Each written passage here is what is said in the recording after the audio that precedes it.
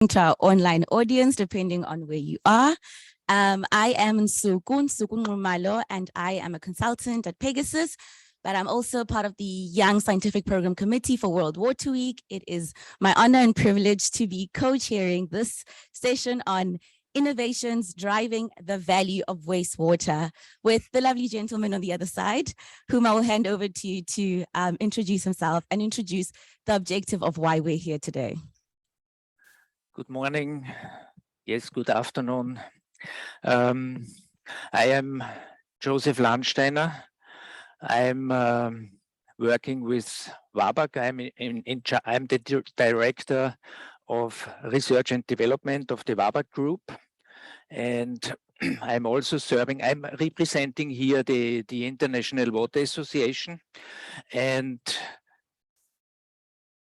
I have been serving in the International Water Association since 3 years as the chair of the Water Reuse Specialist Group. Today we have the second session out of 3 sessions on water reuse. And last week we had the first session.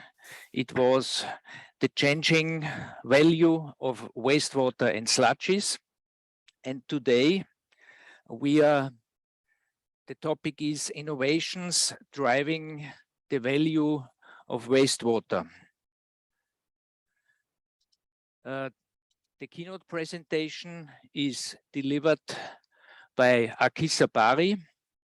The topic is innovations happening around Africa with respect to tech, policy, or social acceptance in water reuse.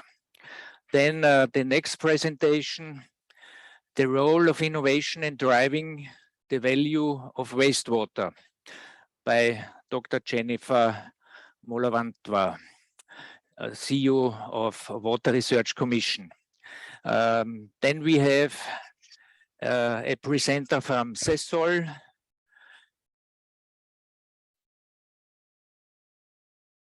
and the next presentation will be on innovations in non-sewered sanitation and fecal sludge management. Presenter is Dr. Konstantina Velukshanova. Then we have abstract presentations, urban forest and fecal sludge treatment project used water reuse model for climate action by Ms. Kasturi Joshi from India. And the last abstract presentation is Scaling Sustainable Fecal Sludge Management in South Africa, presented by Ms. Sufrita Ramphal. And then we will have a panel discussion and closing remarks. Objectives of the session is to identify and discuss technological, policy and management innovations that are contributing to increased reuse projects around the world. Now we come to the keynote. It's presented via video. It's delivered by, as I mentioned, by Akisa Bari. Akisa Bari is the former Minister of Agriculture, Water Resources and Fisheries of Tunisia. And good morning, ladies and gentlemen.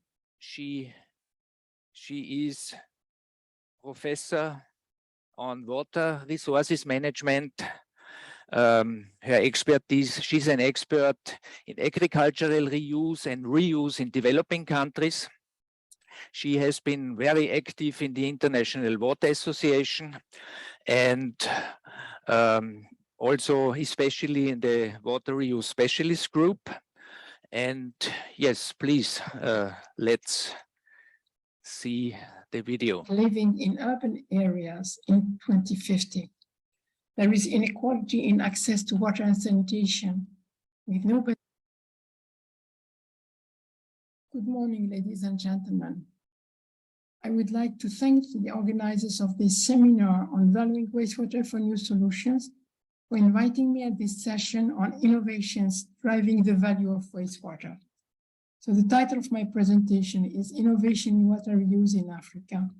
And I would like to give you first a few figures about the sanitation situation on the continent. Africa is experiencing the most rapid rate of urbanization with 3.7% per year, and 56% is expected to be living in urban areas in 2050. There is inequality in access to water and sanitation, with no basic sanitation to around 70% of the African population. Only 64% of the population use an improved source of drinking water. There are problems of solid waste management and the lack of energy or unreliable power supply system. There is a growing water demand and deteriorating water quality and insufficient water infrastructure investment and maintenance. Often less than 10% of the urban population is connected to a sewage system, and the rest is relying on on-site sanitation systems. Only 1% of the wastewater is treated, and there are many dysfunctional wastewater treatment plants. All this is being exacerbated by climate change. There are different sanitation technologies all over the continent: sewered pit latrines, septic tanks, open defecation, so depending on the country. And these figures is showing that there are large disparities on the different systems that are being implemented and on the treatment of fecal sludge or wastewater. Part of it is being discharged untreated. So the new sanitation is the nucleus of the new circular economy. Producing water, energy, chemicals, proteins, all this is going to provide added value for people, businesses, and ecosystems. There are key actions to boost the wastewater management sector and contribute to the achievements of the SDGs. The first key action is to plan wastewater treatment and reuse to improve efficiency and resource allocation and engage stakeholders. The second key action is to move from wastewater treatment plant to water resource recovery facilities, where we recognize the real value of wastewater and the potential resources that can be extracted from it. The third one is to implement innovative financing and business models. And the fourth is to work on policies, institutions, and regulations to facilitate the shift towards reuse and resource recovery and a circular economy. There are different pathways to the circular economy in wastewater management. It be sewered or unsewered system. We can produce water for irrigation, water for groundwater recharge, water for aquaculture, water for recreational uses, water for industrial reuse. We can produce energy, we can produce organic matter and nutrients for agriculture. Examples of innovation. The first one, innovation in the approach, is, integrating sewered and non-sewered system to provide hybrid sanitation systems and citywide inclusive sanitation. So by combining, cities very often are a combination of different systems, centralized, decentralized, on-site. And so through a more comprehensive planning, we can provide more equity, environment, and public health by mixing these technologies and different business models. We can provide some paths from sewered to non-sewered to sewered systems and more synergies, and increase resource recovery, energy, water, and nutrients. Kampala is an example of this city-wide inclusive sanitation. 10% of the population is being served by the National Water and Sewage Corporation, and 90% that are relying on on-site sanitation is being served by the Kampala Capital City Authority. The city is experiencing a high urbanization rate of 5.2% per year, and with 60% of the population in informal settlements.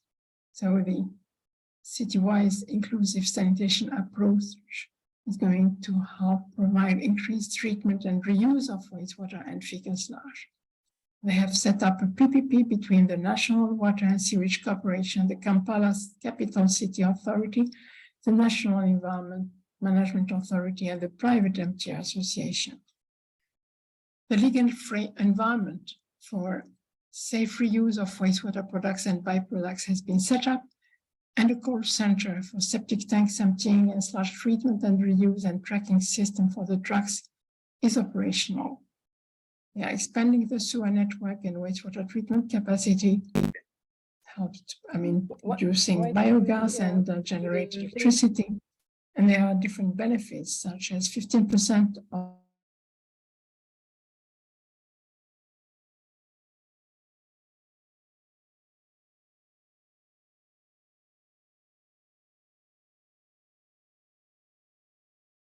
workers that is improved, alleviation of pollution and restoration of wetlands, and greenhouse gas emissions that are being reduced through the use of energy from biogas. Innovation and planning. I've selected an example from Morocco of the Mera Lahrash washing plant at Khouribga wastewater treatment plant.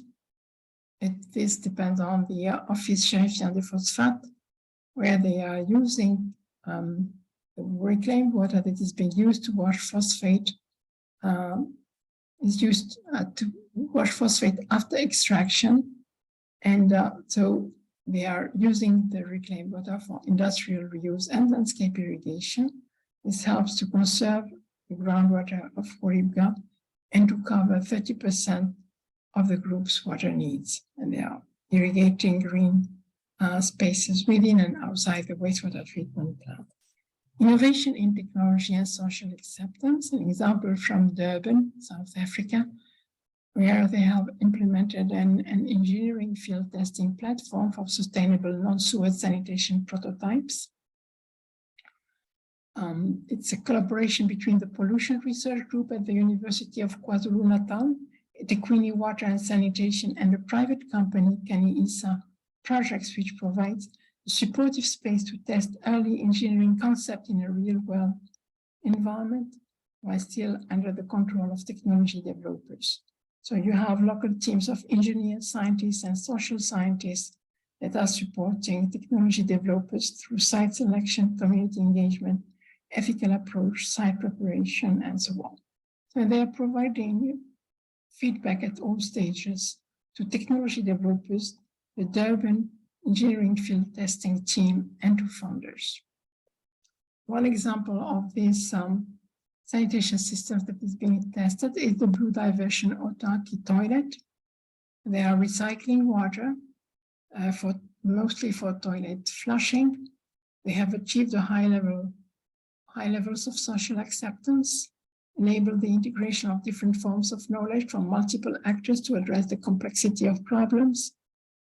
And it's an example of good governance, management system, and accountability.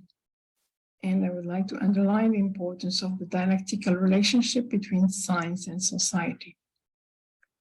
So the network of actors that are being involved is the municipality, traditional authority, engineers from EAVAG and University of KwaZulu-Natal, social scientists also from KwaZulu-Natal University, and engineers from Kanisa project that are providing field support and household. Innovation in the organization of services and governance, an example from Tunisia, where we see different institutions working together. National Sanitation Agency, the Regional Commissariat of Agricultural Development, water users associations, farmers, health authorities, and environment authorities. So there are different tree plantations that are being irrigated with reclaimed water. The distribution and billing of reclaimed water to farmers by the water users associations is being done as a subsidized price, but the farmers are also using biosolids that are supplied by the wastewater treatment plant as soil conditioner free of charge. And through this reuse model, It's about 40% of operation and maintenance cost of the irrigation scheme that are recovered. Innovation in financing models through PPPs. The first example is business approach for improved sanitation in Ashaiman in Ghana, where they are producing biofertilizers and bioenergy. It's a tripartite partnership arrangement with the private sector, Safisana and NGO Trend, and the municipality, Ashaiman Municipal Assembly. So they are collecting the organic waste from the market and mixing it with fecal matter, and they are producing energy. Part of it is being sold to the grid, and they are producing also certified organic fertilizers. Another example is from Durban, where they are reusing wastewater for industrial purposes under PPP agreement. The PPP is between the eThekwini Water Services Development Bank is from South Africa, OTV, that is under construction contract and operation and maintenance for 20 years, and two industries, Mondi and Sapref, Mondi a paper industry, and Sapref and oil refinery. So they are achieving different benefits. Durban water recycling plant, because they are providing a reference case in Africa, and the industry that are saving money because of the use of reclaimed water and also reducing risks related to water availability, and the city, because potable water demand is freed for 400,000 extra people, and the need for investment in infrastructure for water treatment has been postponed. Another emblematic example is Windhoek in Namibia. Is the world's first direct potable reduced plant, and it's a model of innovative and sustainable water management and a successful PPP. The PPP is between Windhoek, Warrior Gap Operating Company, a consortium of Veolia, Berlin Wasser International, and Wabag. So they are producing drinking water, 21,000 cubic meters per day, and that is supplied to supply Windhoek with drinking water. It is 26% of Windhoek drinking water that comes from the wastewater treatment plant. They started operating in 1968. In 2018, they have celebrated their 30th anniversary. So annually it's about 9.1 million cubic meter. And there are guiding regulations, quality compliance guidelines that are stipulated under the private management agreement. They can go up to 35% of reclaimed water that can be blended with conventional drinking water. And the surplus of reclaimed water is being used for aquifer recharge and irrigation. As is very important, is all the several awareness campaigns that are organized with the media and in schools to improve social acceptance. The last example is innovation in policy, institutional and regulatory frameworks, making water reuse a long-term strategy in water resources management, is how to move along the innovation ladder, increasing value propositions related to water reuse based on increased investment in water quality and all the value chain. Different countries that are developing water reuse strategies and moving from water recovery from safe disposal to water recovery for irrigation to recovery of nutrient and organic matter using fish and fish feed or biofuel, and up to industrial use, up to potable water. Tunisia, there is a water reuse master plan that is being developed along these lines. In conclusion, sanitation and wastewater management are a priority and the solution of the future for Africa, especially as we are seeking to build back better after COVID-19. Africa could become a pioneer in water reuse thanks to the production of integrated socio-technical solutions based on local situations and knowledge. Fecal sludge management and wastewater treatment combine different technologies and the circular economy concept adapted to the water management of the future. Several innovations offer new business models and market opportunities. There is a need to foster partnerships with industrial operators to overcome innovation diffusion's barriers. And policy measures are needed to support diffusion strategies of sanitation and water reuse innovations. Thank you. Thank you, Akisa. Akisa is connected. Thank you for this excellent video, which was produced on a very short term. And now we have to come to the next presentation. Nsuku will introduce Dr. Jennifer. Yeah, indeed. No, thanks a lot to Akisa. Just for the participants' benefit, Dr. Akisa has joined online, so she will be able to answer any questions you may have in the panel discussion. But this truly was an interesting discussion that also showed innovation in practice, because it's one thing to speak of the concepts, it's one thing to propose solutions, it's another to see it in practice. It is my honor to welcome our next speaker, who will be talking on the role of innovation in driving the value of wastewater. This is Dr. Jennifer Molwantwa, who is the CEO of the Water Research Commission in South Africa. She's got a PhD in biotechnology, majoring in mine water treatment, and she joined the WRC in 2014 as a research manager responsible for water resource quality prior to being appointed executive water resource management in the Inkomati Usutu Catchment Management Agency, where she served for 5 years. She's also previously served on the Council of University of KwaZulu-Natal, where she also represented the Council and Senate. She serves on various boards like the Water Institute of Southern Africa. It truly is an honor to have her in the room here to present on the role of innovation in driving the value of wastewater. Dr. Jennifer Molwantwa. Over to you.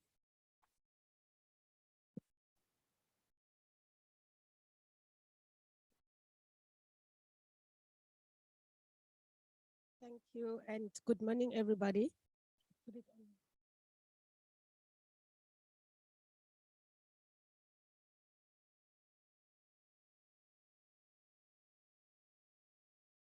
As introduced, ladies and gentlemen, my name is Jennifer Molwantwa, and the presentation I'll give today is the role of innovation driving the value of wastewater and sanitation. I think it is, as indicated by the previous presentation, it is important that we actually have real life examples of research that has been done on this innovation and that it does work.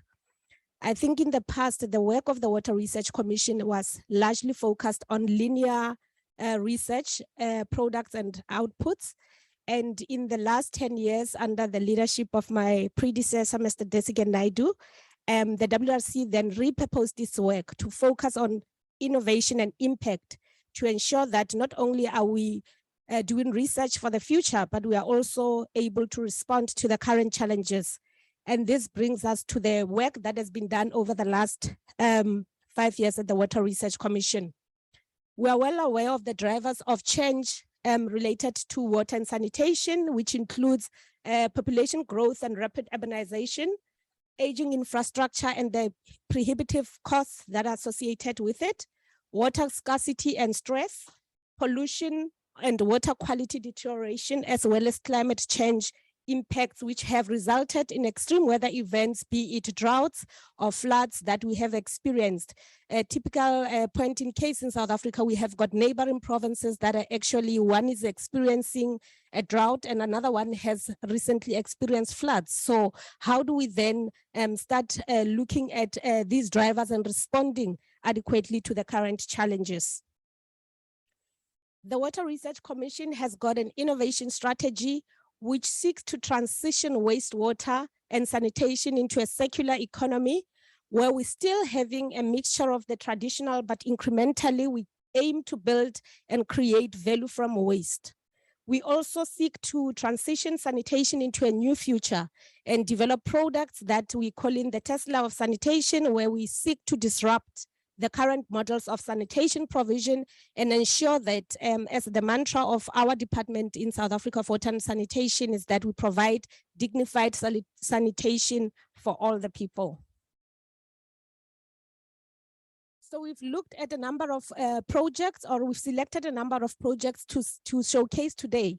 One of the reuse in terms of industrial wastewater was the reuse of brewery effluent, where the study evaluated the beneficiation of brewery effluent and created or established a 2,000 cubic meter hydroponic farm for spinach production, which used the brewery effluent, and it did not require any external water or fertilizer. And this was implemented by South African breweries, Ibai Brewery, with local communities benefiting from the project. When we're looking at the mine water, we're looking at the use of mine water, which is fit for purpose. And a successful demonstration project was undertaken where irrigation with untreated mine water on a single unmined site was implemented at Mafube Colliery in Mpumalanga, which is one of our mining provinces. The study also developed a technical guideline which will assist mines and regulators to be able to establish irrigation projects using mine water. But also the project proved that it can be profitable and financially viable, because that is also a concern for farmers, whether they can make a profit or not. But of essence is that it also has to ensure that it complies with the food and fodder safety requirements. On the domestic side, work that was done includes the sludge management, where we are developing and testing technologies for the beneficiation of sludge. Looking at enhanced hydrothermal polymerization, which will produce what we call multi-use biochar that can be utilized for energy purposes. But also we are looking at the production of soil conditioner or fertilizer out of the sludge itself. But it is important that also we develop decision support tools to ensure that there is safe application of the sludge on land. And we're hoping that out of this work, we will enable the uptake through policy and framework and alignment with the national regulator, and also to partner together with, for scale-up purposes, with municipalities, which are the main producers of the sludge. So in line with the work that has been done and continuing research, we acknowledge that eventually we may not have adequate water to provide sanitation for all, particularly waterborne sanitation that is conveyed using large volumes of water. But also we may not have enough capital to be able to fund the infrastructure that is required to provide for this sanitation. Thus, we needed to rethink things differently. And ladies and gentlemen, we are working with what we call in the sanitation of the future. And we are rethinking sanitation provision by focusing on full cycle communal sanitation, for example, for purposes of schools and clinics or communities that are small enough to be able to utilize one system. The focus is to try and limit the use of water or minimize the use of continuous water feed into these systems. As you can see on our diagrams that are indicated here, this actual sanitation are more mobile, modular, and can be adjusted depending on the sites that they need to be utilized at. And also we are looking at coupling the next generation toilet systems with front pedestals, which are fitted with a purpose to be able to separate urine and solids, but most importantly also utilize small volumes for micro flushing and minimize the use of potable water, because I think everywhere you are having potable water use to convey waste. Therefore, the question we ask is that could these be the climate independent technologies of the future, which are adaptable, which are also modular from the process to the product? The fully off-grid households, which we call circular house of the future, the WRC has created a program called the SASTEP program, Sanitation Technology Enterprise Program. And we have in this project, as indicated from the previous presenter as well, worked together with the Bill and Melinda Gates Foundation, as well as the University of KwaZulu-Natal as a partner and a research partner and other partners. And we are now in the testing phase of what was envisioned toilet 12 years ago. It's called the Generation 2 Reinvent the Toilet. And the concept is based on the premise of creating a wastewater treatment plant in a box. So you're treating the waste, separating, reusing, and you are also depending on no new water feed once you have connected it.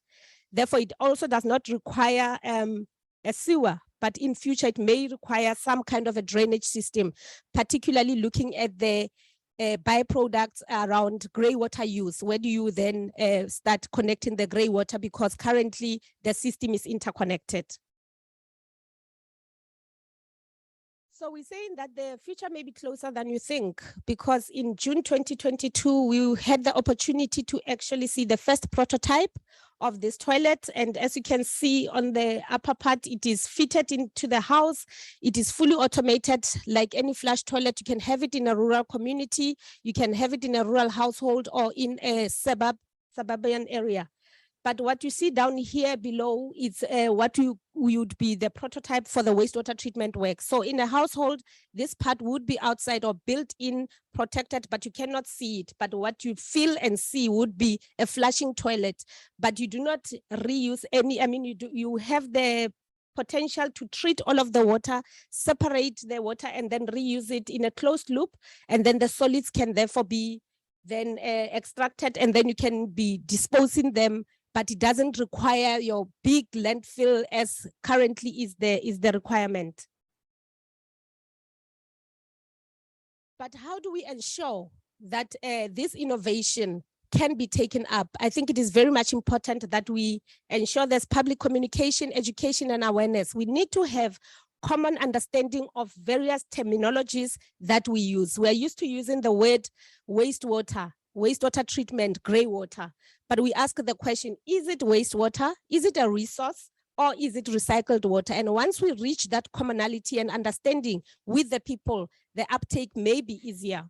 We have to understand the full water cycle, as well as water and wastewater treatment, and the different responsibilities, particularly in South Africa, where the municipality has got most responsibility of supplying water and sanitation to the people. We have to have knowledge of wastewater reuse, as well as the safety that is linked with water reuse. And we have to demystify some of the myths and misconceptions that exist around reuse, because it's something that is not understood. In fact, it is a bit of a fallacy, because already we are having a reuse system. It's just that you discharge back to the resource, and then you abstract from the resource, and then you treat and use. But also we have to understand the knowledge around climate change and the availability of water, particularly since in our case, we're a water scarce country, and we want to ensure that there are different types of reuse that can be looked at and looked at as sources of water, and no longer just be looked at waste, as we have indicated in the project. So these are some of the works that we have been undertaking at the Water Research Commission, and we believe that there is a case to be made from a legislative and a policy position around deriving value out of waste and using innovations to actually preserve the water resources and water availability. Thank you.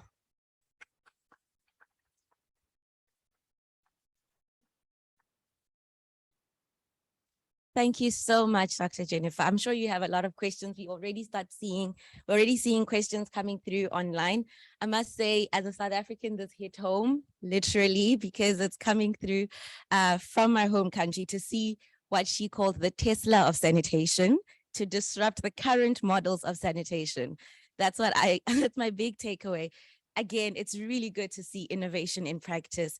Now allow me to welcome our next speaker, who is Rivash Pandey, who is a specialist on sustainable water at Sasol, who has been working in this space for almost 20 years, and he's currently responsible for Sasol's corporate water stewardship program with an MSc in physical chemistry from the University of KZN. Ladies and gentlemen, Mr. Rivesh Pandey. Yeah, while she gets her slides going, it's a real honor to speak after Jennifer. The WRC is a strategic partner to SASL, and we work quite closely with them, especially to drive our Beyond Fence Line partnership initiative. So yeah, a real honor. So thank you. So I represent a company called SASL, a large petrochemical company in South Africa. We have a footprint in some 33 countries, and we've got like just over 30,000 employees. So however, in terms of this presentation, speaking about innovation, we have a large research and development division that focuses on water. But what I want to share with you is probably a different innovative approach in terms of how we de-risk our operations. So yeah, just bear with me. Okay, so just to contextualize our water position.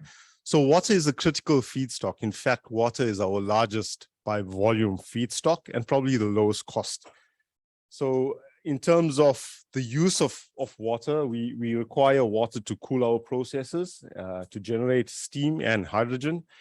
And we utilize it at our sites for industrial and domestic purposes. So we have an unusually large water footprint, 134 million cubes per annum. And having said that, we operate in 33 countries, our risks are based in South Africa. So if you look at this graph, you could see that our South African operations, 81% of our total demand is reliant on the integrated Vaal River system. And the two specific operations, the operation that I'll be speaking about today is our Secunda operation, which has a pretty large footprint. 62% of our global demand is required for our Secunda operations. And like I said, we're reliant on the integrated Vaal River system. The system faces a number of risks. We've moved from being a drought-stricken region to now having the dams full, and we presented with flooding risks. So our operations are faced with flash floods incidents as well. So the dynamics seem to change. So in terms of our SASL Secunda operations, we are a zero effluent discharge facility. And we invest quite significantly within the fence line to maintain the status. But like my presentation will show, we also invest quite significantly beyond the fence line in order to achieve the status. Okay, so we're a signatory to the UN Global Compact CO Water Mandate, and we've adopted the mandate's framework in terms of de-risking our facility. So there are 6 focus areas that we advocate in terms of our risk mitigation measure. The first is around direct operations. This is where we invest in terms of reuse and recycling within our fence line. We've set voluntary water targets, and I'll share some of our new targets, which will appear in our recent reports. Then beyond the fence line, in terms of the watershed supply chain, we are reliant on the Department of Water and Sanitation for our supply. So we have very little control over the quality and the volumes that we receive within our operations.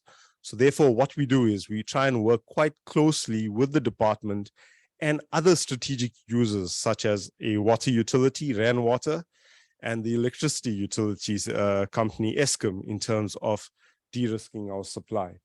From a collective action perspective, we work with business associations such as the NBI and other development agencies such as GIZ and the Strategic Water Partners Network, not just for supply to SASL, but for the country as a whole. And then from community engagement, we work with our host municipalities. In most cases, for potable water supply, our host municipalities are our water service authority. So, and like I mentioned to one of the delegates earlier, our towns are actually our employees live in those towns. So we need to ensure that those municipalities operate sustainably as well. So we invest quite significantly. From a public policy perspective, we have a team that looks at all gazetted notices, and we respond proactively to government gazettes in terms of shaping water policy. And lastly, from a transparency point of view, we quite transparent about our water management practices within the Sustainable Development Report and the UN Global Compact CEO Water Mandate. We demonstrate what water stewardship initiatives we do year on year. But more comprehensively is our CDP disclosure, where in the last 2 years, SASL has achieved A- scores, meaning that we're in the leadership band in terms of water management practices. So that's the framework we adopt. So yesterday a delegate asked, am I going to show our process flow diagram in terms of how we achieve zero effluent discharge status? And that wasn't the intent. The brief to me was, can we show a more, what we do beyond the fence line to achieve such status? So I don't want to spend a lot of time on this, but I must tell you, we have some of the largest wastewater treatment facilities within our facility to produce various grades of water, water for boiler feed, water for steam generation, water to cool our processes. We've got ROs, ultrafiltration, nanofiltrations, activated sludge systems. So we have an array of plants within our facilities.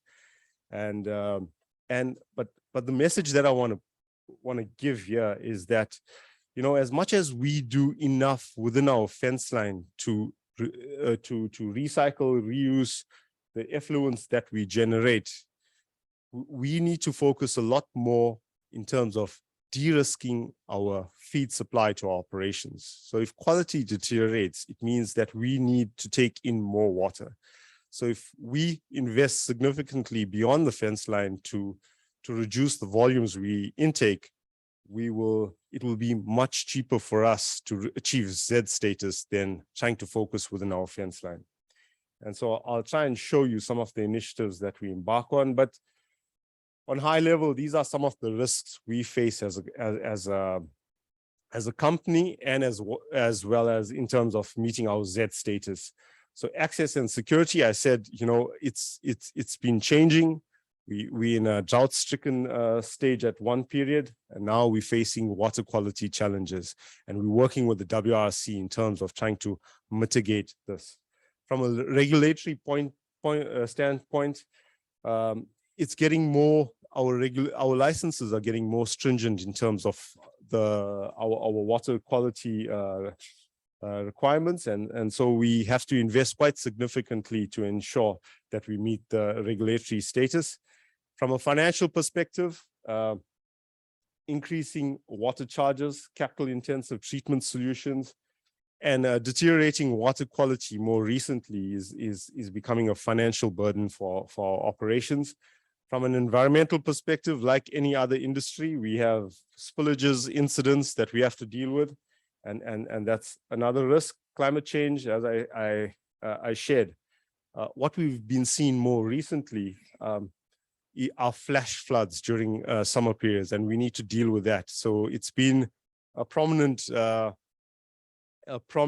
issue, especially during the summer season. And from a reputational point of view, we're the largest private sector user of water from the integrated water river system, but we're still small compared to urban use and agriculture. So those are the kind of risks we face. So on high level, I mean, these are the kind of targets that we've set. We want to bring back we want to reduce demand, getting back to our FY16 baseline of 11.3 tons of water per ton of saleable product use.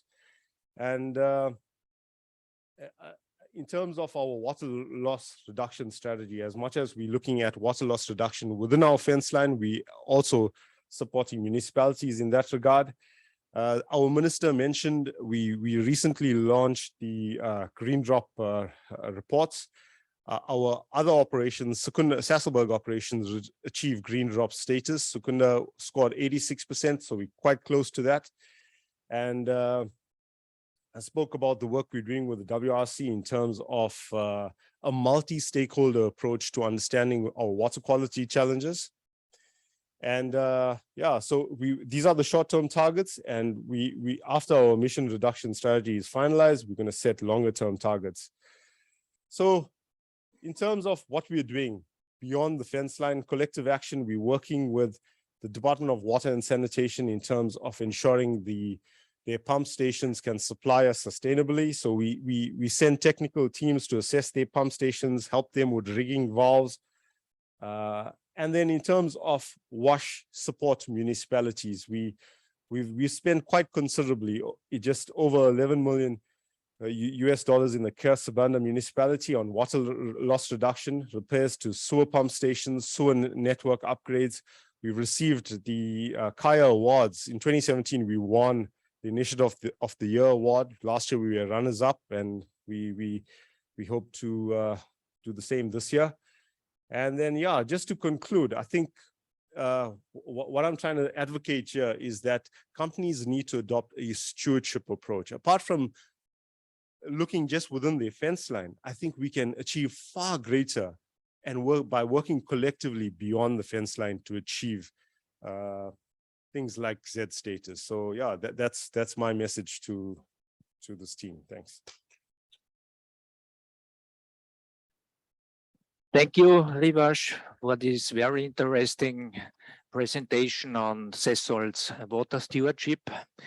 The next presentation will be delivered by Dr. Konstantina Velkushanova by video. She is a senior lecturer, researcher in non-sewered sanitation at Delft Institute for Water Education. Good morning, everyone.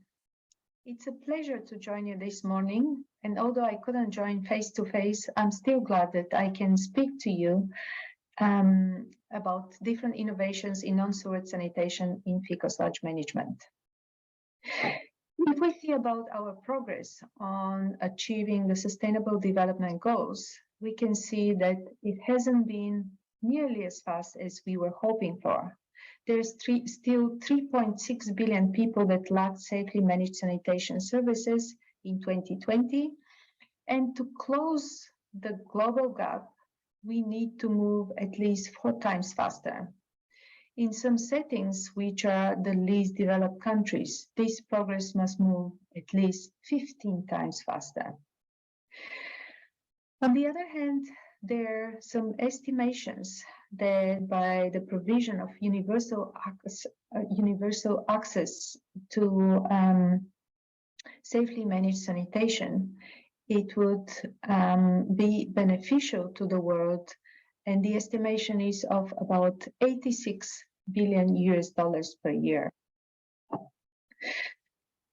If we see the picture of how we are going to continue consuming water, in 2040, actually, there would be a lot more countries that would be severely water stressed. And in the red, you can see that not only part of Africa, the most of the Southeast Asia, we can see Australia, some parts of Europe, and the Americas. Not only this, but we will have an increased urbanization. We see that it's increasing continuously. And this would cause, by estimate, that about 2/3 of the population would be in the sub-Saharan Africa and in Asia. Well, how do we address these challenges?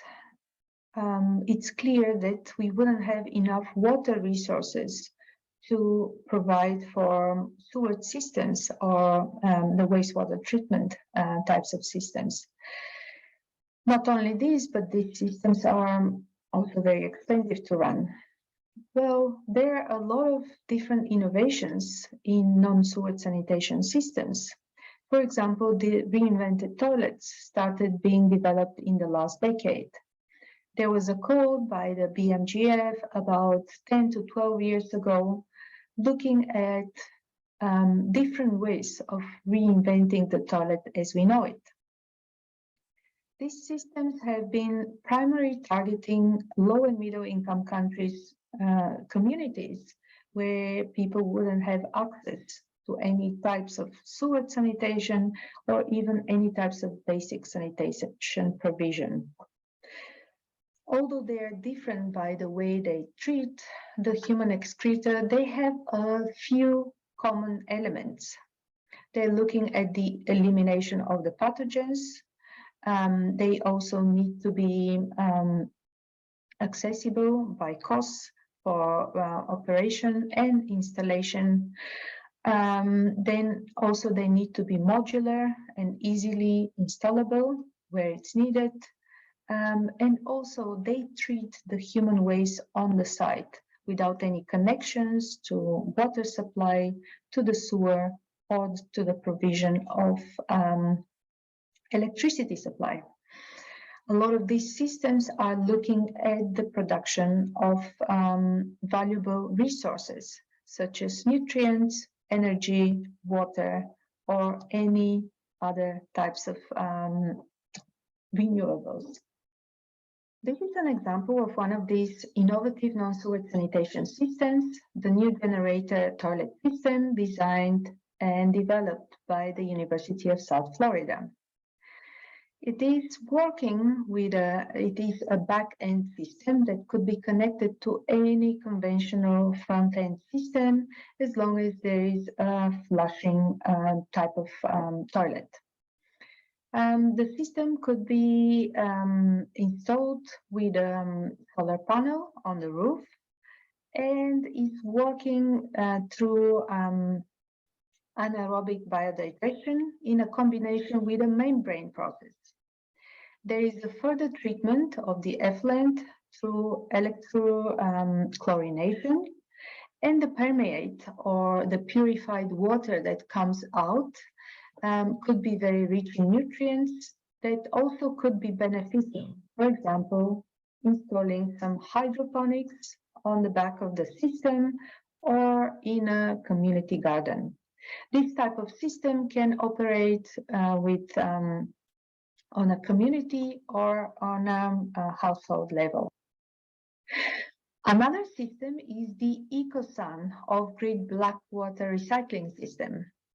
It comes in a combination with the toilet block and the wastewater treatment system. The treatment is based on biological pretreatment in a combination with an electrochemical oxidation. This system is also solar paneled and can accommodate up to 250 people per day. This system, for example, has been installed in Durban, South Africa for testing in two types of settings, in an informal settlement and in a school toilet. This system, the ESOS Smart Toilet Sanitation Solution, is more suited for emergencies and some specific type of informal settlements. Because of the nature its design to be suitable for this type of emergency sanitation settings, it is very lightweight, very modular, made of durable materials, easy and safe to transport, assemble and dismantle. It also measures some health parameters which may be necessary in certain emergency settings. So all of these systems need to go through a certain technology readiness level before they're ready for a full operation. We saw the example of some of them, and now we want to see initiatives that are supporting this type of testing. This is the engineering field testing platform in Durban that has been established a few years ago where some of these prototypes, some of these systems in a prototype development stage have been installed and tested in real life conditions. There is also the SASTEP initiative, which is initiated by the Water Research Commission. It is 1 or 2 to 3 technology readiness levels above the engineering field testing platform, and it's aiming into commercialization and industrialization of some of these systems. When we speak about industrialization, we want to mention the importance of the ISO standards. There are 2 ISO standards that have been developed and published in the recent years that are looking at non-sewered sanitation systems, what we saw, the reinvented toilets, that are in the containment stage of the sanitation service chain. They're looking at the general safety and performance requirements for design. There is another standard that is the ISO 31800 that is looking at larger community scale resources, orientation, sanitation treatment systems. And some examples of these systems are, for example, the biomass controls. It treats waste in a small community setting of a couple of thousand users, and the final product is biogas, electricity, and maybe some other, and biochar, sorry. Another system is the Omni processor developed by the Cedron Technologies and installed in Dakar, Senegal. So you can see in this slide how the sludge has been treated, and the final products are a large amount of energy produced, and also clean water and a small amount of air. And when we speak about certain approaches of how we can incorporate all the sewered and the non-sewered sanitation systems, we have to mention about the citywide inclusive sanitation approach. It is a relatively new approach, but it has been more and more established.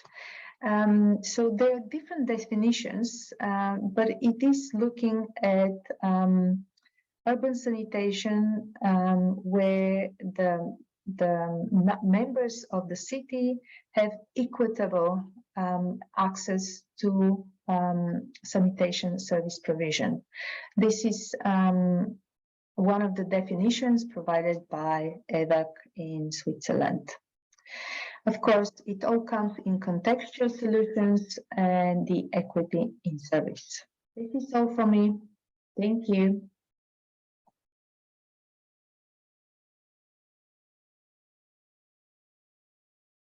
Konstantina, for this excellent video.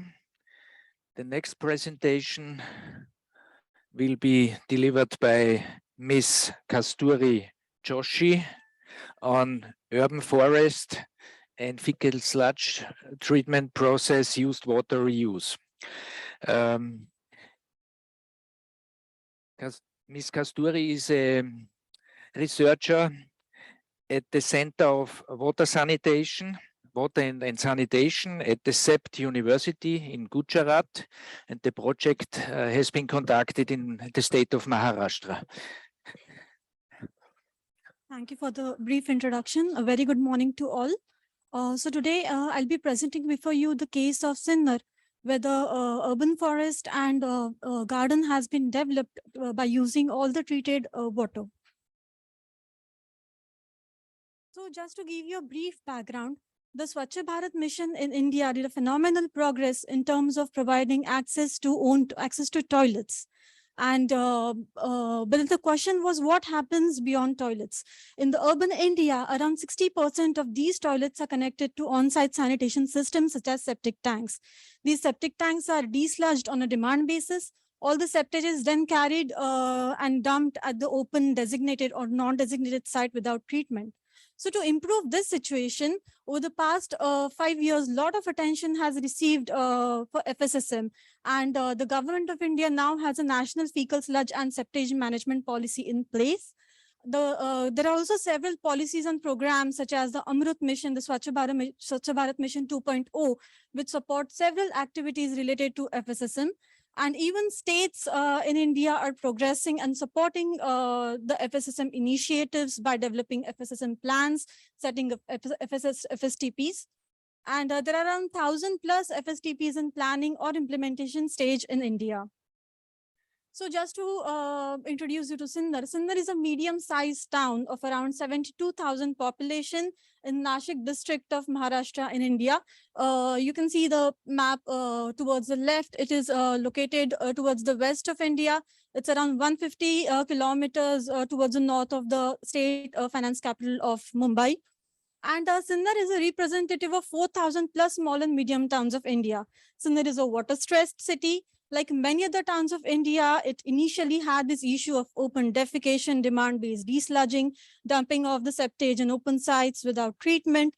Sindar embarked its journey towards safe sanitation in 2014 with support of SIWI. And today, Sindar has improved access to own toilets to around 95%. Sindar is one of the first cities in India to implement schedule-based desludging. The service is inclusive in nature, as it includes all the slum households. It is being provided by private operators through a performance-linked annuity model. City has also levied sanitation tax to make it financially viable. And there are also online monitoring systems to ensure the transparency and service provision. All the collected sludge is then taken to a FSTP where it is treated scientifically in a very safe manner before disposal. It has been observed that scheduled desludging has improved the overall functioning of the septic tanks. The effluent which comes out of the septic tanks, when we tested it, it was found that there has been reduction in nitrogen, organic loads, and TSS. This effluent then goes into the drain and meets the grey water. So it has been observed that there is around 50 to 60% decrease in TSS and BOD in this water, and the drain water eventually meets the river.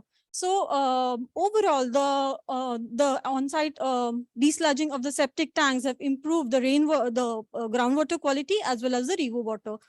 And it's also been said that scheduled desludging also helps in reducing the methane emission on site. So we are yet to test it, but that is what we also expect the overall impact.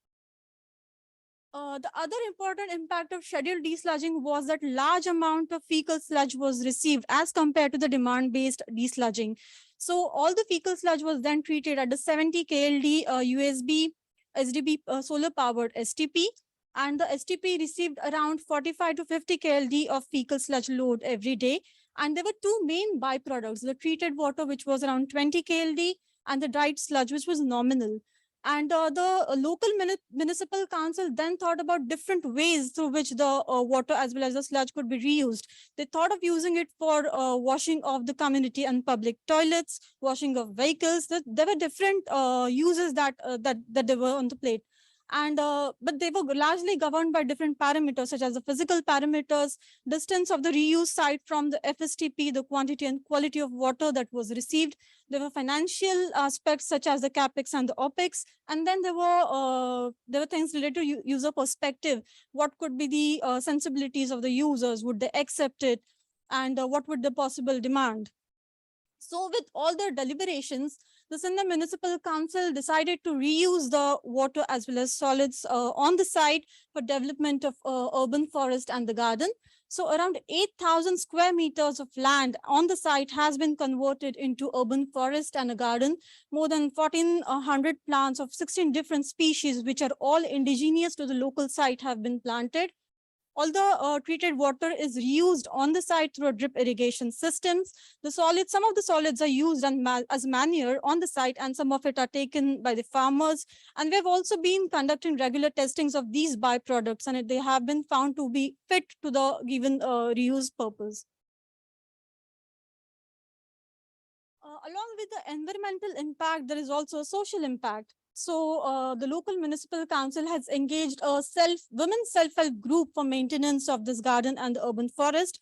So an SHG is basically a financially intermediary committee composed of 10 to 25 local women who know each other. So the local municipal council has engaged this SHG through a SHG specific contract, and they have been paying this SHG on a regular purpose. These SHGs earlier had some experience in the field of agriculture, but the local municipal council also provided them the necessary hand-holding support and trainings. And this kind of initiative has formally engaging them, has empowered them financially. It has especially supported them in the times of COVID, when many of them had already lost their jobs. There are also it has positively impacted the environment by reusing all the treated water. Around 20 million liters of fresh water till the date has been saved, which otherwise could have gone into growing up this garden and the urban forest. The urban forest has sequestered CO2 equal to 7,000 kgs. The solar FSTP has now reached a net energy positive state, and it helps to mitigate CO2 emission equal to 6.3 metric tons per annum. And the urban forest has also helped in developing a healthy biodiversity and added to the aesthetic sense of the site. Now we also see many different insects and birds which otherwise were never seen on this site before. The site just looks like an oasis in the desert. So just to summarize, there is a great potential of scaling up this model in other cities of India. The national mission of Swachh Bharat Mission 2.0, it mandates provision of scheduled desludging service. There are 1,000+ FSTPs coming up in India. So which also means there will be youth septage and eventually treated wastewater that is going to be produced. So if these models are then adopted, then definitely it would contribute towards achieving SDG 6. Thank you.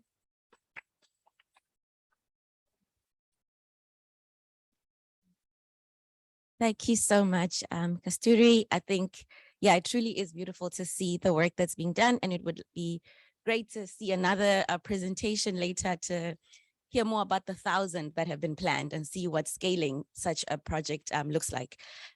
In the interest of time, allow me to introduce our next speaker, who is our last panel member. This is Ms. Suvrita Rampal, and she will be presenting on scaling sustainable fecal sludge management in South Africa, representing JG Africa and Resilient Waters. So allow me to hand over to Suvrita. Thank you for the introduction. While Nsuku is getting my presentation up, my name is Suvrita Rampal. I am the WASH specialist on a USAID Resilient Waters program. It's a project operating out of Southern Africa. I'm also an associate at JG Africa, which is one of the consulting companies working for the USAID Resilient Waters program. So we've had a lot shared today around technologies and innovations around technologies within wastewater. So hopefully today I'm going to bring to you a different angle, and it's looking at innovation in wastewater, but from an institutional point of view. So under the Resilient Waters program, we collaborated with two South African authorities, the Polokwane Municipality and Department of Water and Sanitation. And we collaborated with them to develop a national fecal sludge management strategy for the country. And we did this through also implementing a pilot project within Polokwane Municipality, implementing these fecal sludge urban resilience sanitation planning tools. And the objective was to build the evidence base upon which a strategy would be developed, which is based on actual experiences within South Africa. And what I would like to share with you today in this short time, and you're more than welcome to chat to us afterwards. We also have a booth at the entrance downstairs. What I'd like to share with you is some of the key lessons and takeaways we took away from this collaboration, and the fact that it could be a potential for scaling fecal sludge management in other municipalities, but also a model for scaling fecal sludge management in other countries. And so I'm going to share with you some of those key takeaways and lessons learned. So one of the key things that we found through our implementation was that there's a need for ownership and that there's a need for commitment. Throughout the project, we had buy-in from our local authority, our municipal manager, and we committed the municipalities as well as Department of Water and Sanitation through a collaboration agreement. And this allowed them to appoint relevant champions that assisted us through various aspects of the project. What we also had was a project management team that met regularly so that we were able to address and move forward with any bottlenecks that we encountered. But what we did identify was that we, in integrating various planning and management tools, we realized that there was an absence, or there was specific expert groups that were missing from this core team.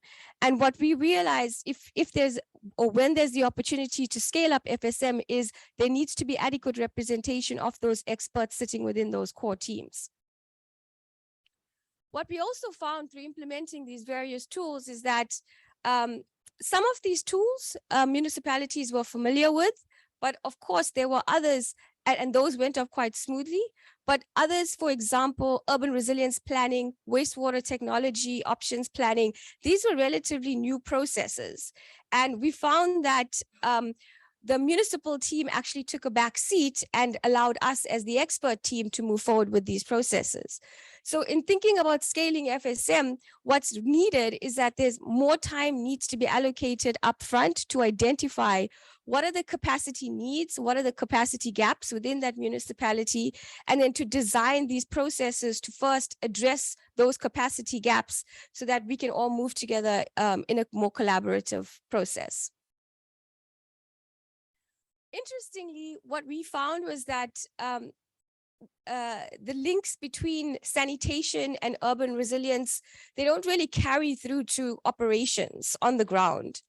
One of the objectives of our project was to integrate urban resilience planning within sanitation planning. And we found that there was a whole new set of stakeholders when it came to resilience planning. And unfortunately, this was established quite late within our collaboration, by which time we had already lost our municipal champion to COVID, and we were also at the tail end of wrapping up some of the findings from our previous tools. What we recognize as mechanism and a lesson learned here is that there needs to be a detailed stakeholder mapping and analysis process, and that is critical to ensuring the right representation, especially if you're introducing new concepts like resilience planning. What we also found is that an interministerial platform that looks specifically at WASH issues would be critical to continuing the sanitation agenda, such that if a resource is unavailable, the agenda for WASH and sanitation within that area could still be pushed forward. And a great example of this, which we've encountered in other aspects of the USAID Resilient Waters Program, is the WASH technical group that operates out of Botswana. And we've had the pleasure of working with them on other projects. And of course, you know, implementing all of those tools requires a lot of money. It requires a lot of resources. What we found, it was a really, really intense process. I mean, there were 6 planning tools up there. And, you know, initially the project was supposed to be facilitated over a year, of course, because of COVID, it extended.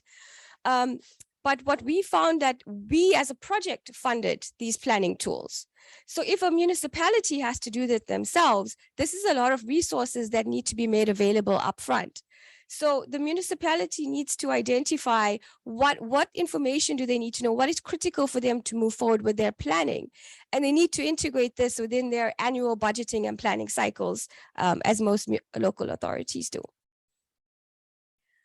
Interestingly enough, what we found was that there was an overlap, which could also be seen as a synergy between some of the tools that we rolled out. The wastewater risk abatement plan is a tool we use in South Africa to identify the risks with our wastewater systems.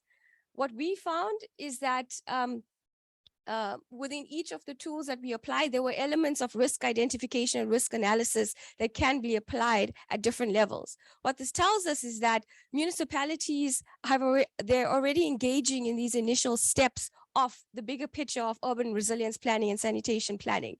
It's just there needs to be a more consolidated effort around identifying what is the support and capacity that's needed for these municipalities to better understand how to apply these various tools to assist in broader resilience planning. What we also identified was that there needs to be careful consideration of an appropriate mix of sanitation technologies to fit the conditions rather than to fit the technology to the conditions. And we've had multiple presentations that have already demonstrated that today. What we found through this process was that the rolling out of these tools demonstrated to the municipality that in addition to your standard wastewater treatment plants, there is also the option for alternative sanitation technologies that can be implemented. And such technologies we found in this case study was deep row entrenchment, co-composting, and co-treatment at existing wastewater treatment plants. But of course, in order for this mindset shift to take place, there needs to be that supportive enabling environment. And one of the biggest drivers and the biggest lessons learned for scaling FSM is having the enabling environment or a piece of legislative documentation that supports fecal sludge management and the drive towards innovation within that sector. And without which planning for, the golden solution, which is normally sewered or reticulated, is preferred over inclusive sanitation. Lastly, what we found is that inclusive sanitation at this local level, it wasn't a concept that was fairly understood at the municipal level. And again, this is just one municipality we worked in. Of course, there's other examples that were given where the concept is more broadly understood. But we found that there's a need to consider what is possible without external funding. We have to be realistic when it comes to scaling up. And hopefully what we've shared here today are some lessons learned. And it's just a different approach to looking at innovation within wastewater, but looking at it within the institutional landscape. Thanks.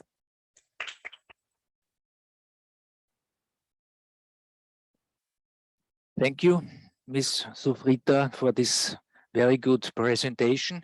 May I welcome now Des Naidu. We will jointly moderate the panel discussion. And perhaps we start with a very important topic. It's positive terminology and branding in water use. Dr. Jennifer mentioned or talked about innovation and positive communication. In other sessions, the term used water was discussed. Used water is a very positive term with positive connotations. And I would prefer if used water is used instead of wastewater. Would you buy a used car or a wasted car? And therefore, we have to have also good ideas or innovations in branding terminology. In Windhoek, for example, they call the Gammams sewage treatment plant, they call it Gammams Water Care Works. Or a very good brand, Singapore, New Water, and so on. Do you have perhaps comments or questions to Jennifer on that topic?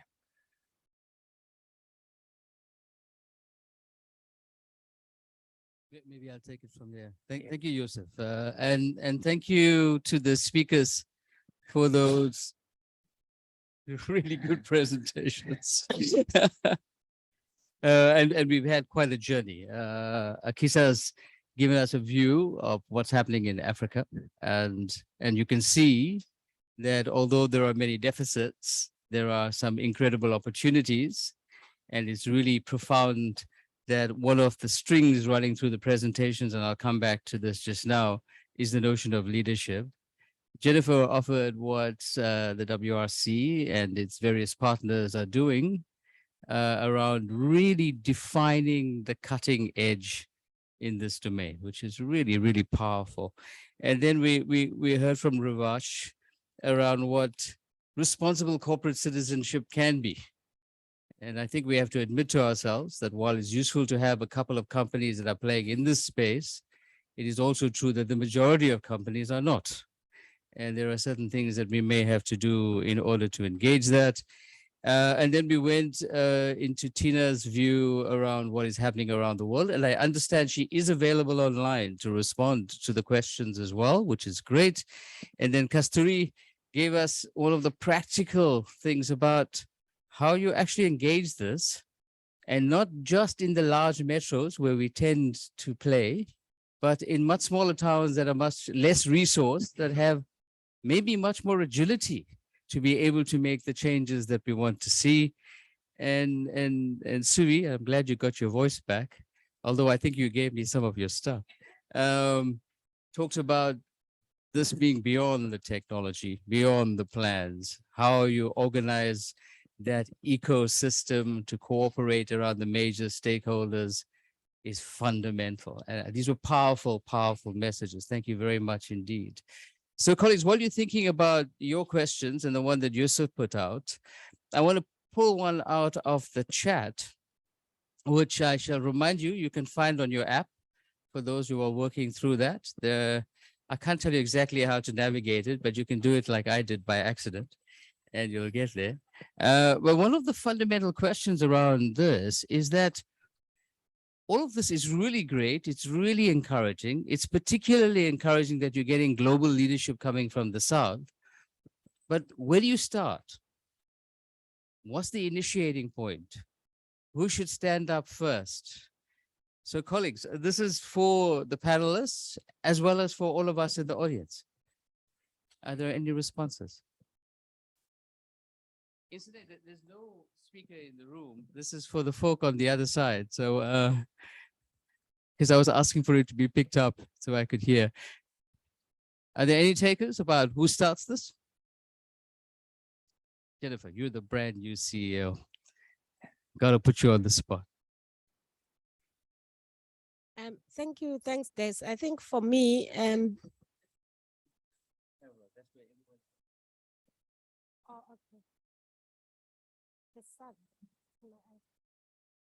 no, thank you very much. I think it's important. Wait, this side. Oh my word. I think it's important, the question that has been asked. Look, we have done the fundamental research. We have proven a point that it works.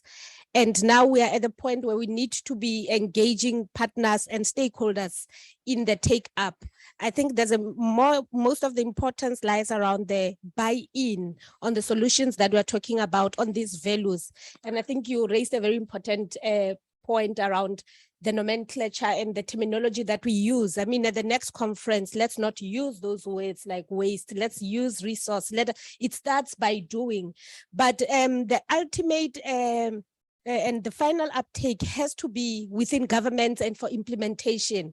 And I think that happens once there's that push and the understanding and the common vision that everybody's driving behind that point of creative value. We have demystified all of those myths that people have, and we have demonstrated that it works elsewhere in the case of Namibia and other areas. So it starts with us proving beyond a point that there is a value to be made. And then stakeholders come on board. And once you've changed that, then I think it becomes easier for implementation. Thanks. Fantastic. Thank you. Here we go. We've got another taker. Yep. The online folk won't hear you. Okay. Hi, thanks. I'm Robin Tompkins. I have to face the camera. Oh dear. That makes me a bit nervous. Sorry, Jennifer, I'm asking you the question and I've got my back to you. But I wanted to ask, is a factor of buy-in not the cost of the solution? I mean, what is the cost of those toilets? Look fabulous, by the way, and I would love to have one in my house. But what is it going to cost me as a user to install something like that? And to what extent, are we going, I mean, technologically we're there, but I think a factor of buy-in and viability is also the cost. So what do those things cost? Where do I buy one?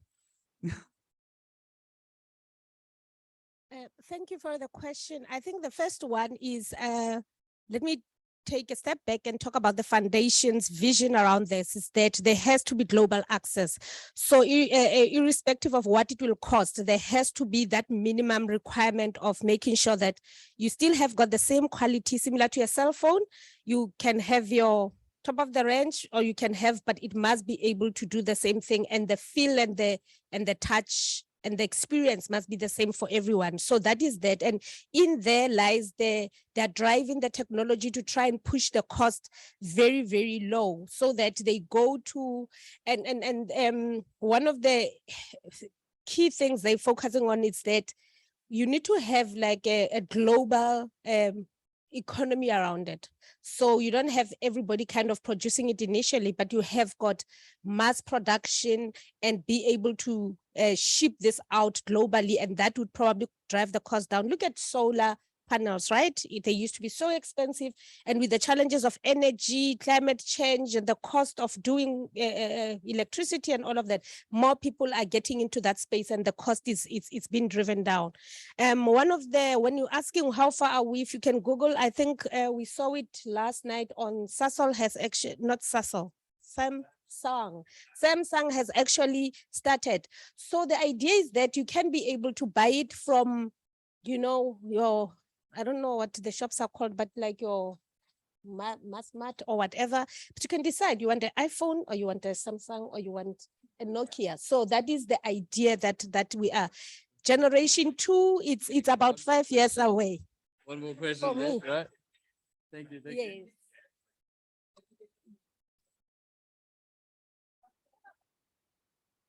Hi, Cristina Arango from the utility company of Bogota. And just to add up on Robin's question, I will ask, how do you think you can maintain that technology? Like, do you think the users will be the one maintaining it, or the utility? How do you think it will work all together?